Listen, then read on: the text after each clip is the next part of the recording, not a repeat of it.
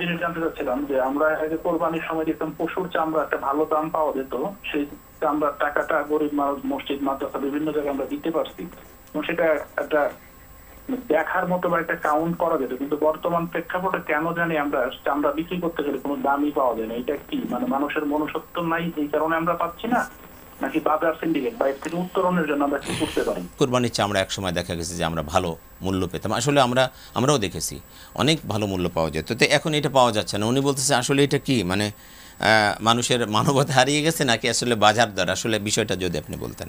বিষয়টা আসলে খুবই দুঃখজনক। আমরা গত 15-16 বছর আগেও দেখেছি একটি কুরবানির পশুর চামড়া 3,000 টাকা, 3,500 টাকা পর্যন্ত বিক্রি হয়েছে। কিন্তু গত 10-15 বছর এটা আমাদের জানার বাইরের অদৃশ্য কারণে সেই চামড়া এমন পর্যায়ে চলেছে 100-150 টাকা পর্যন্ত দামে নেমেছিল।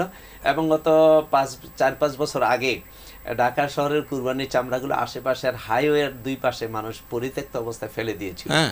এতে করে কি সমস্যাটা হলো? সমস্যাটা হলো মূলত কুরবানির পশুর চামড়া কিন্তু কোনো বিত্তশালী ব্যক্তির হক না, এটা দরিদ্র শ্রেণীর হক।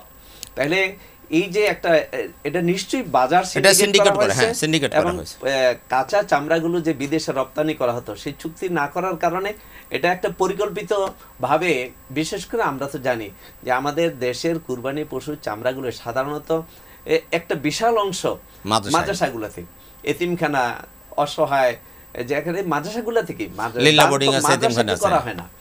এটা যদিও এটা নাম বলে মাদ্রাসাকে, কিন্তু মাদ্রাসাকে করা হয় না, করা হয় মাদ্রাসায় যে সমস্ত এতিম অনাথ দরিদ্র সন্তানগুলা লালন পালন করা হয়, তাদের শিক্ষা দেওয়া হয় না, তাদেরকে খাওয়া দেওয়া হয়, তাদেরকে পোশাক দেওয়া হয়, তাদের শিক্ষা উপকরণ দেওয়া হয়। এই সন্তানগুলো যেত কোথায়? এই যে দেখেন আজকে রমজানুল মোবারক উপলক্ষে আমাদের দেশে জাকাতের কালচারটা মুসলিম বিশ্বে রমজানে দেওয়া হয়। এই যে জাকাতের অর্থগুলো একটা বড় অংশ কিন্তু আমাদের জাকাত দাতারা মাদ্রাসাগুলোতে দেন। মাদ্রাসা মানে কি হচ্ছে? মাদ্রাসার আবাসিক অনাবাসিক এতিম দরিদ্র অসহায় যে সন্তানগুলা লক্ষ লক্ষ শিশু কিশোর মাদ্রাসায় বিনা পয়সা লেখাপড়া করতেছে, এরা যদি মাদ্রাসায় না পড়তো তাহলে এরা তো কিশোর গ্যাং ছিল না, কিশোর গ্যাং হয়ে যেত, এরা পথে পথে ঘুরে বেড়াতো যদি মাদ্রাসায় না পড়তো। তারা বিভ্রান্ত হতো এবং জাতির জন্য বোঝা হতো। অথচ সেই ছেলেগুলাকে, সন্তানগুলোকে কুড়িয়ে নিয়ে মাদ্রাসার শিক্ষা কি করা হয়? সুশিক্ষিত করা হয় এবং দেশের এরা দুষ্ট নাগরিক হয় না, এরা ভালো নাগরিকে পরিণত হয়। এই পথগুলাকে বন্ধ করার জন্য ষড়যন্ত্র করে এই কুরবানির পশুর চামড়াগুলাকে এই অবস্থায়, এটা দুইটা, একটা হলো এটা এই শিক্ষা ব্যবস্থা আর একটা হলো অর্থনীতিকে ধ্বংস করা, দুইটা অর্থনীতিকে ধ্বংস করা। তারপর সাধারণ যে দরিদ্র শ্রেণী আছে সব 100% তার মাদ্রাসায় দেওয়া না, সাধারণ আমাদের প্রতিবেশী যারা আত্মীয় স্বজন গরিব তাদেরকেও কিন্তু এই কুরবানি চামড়ার পশুর অংশ দেওয়া হতো।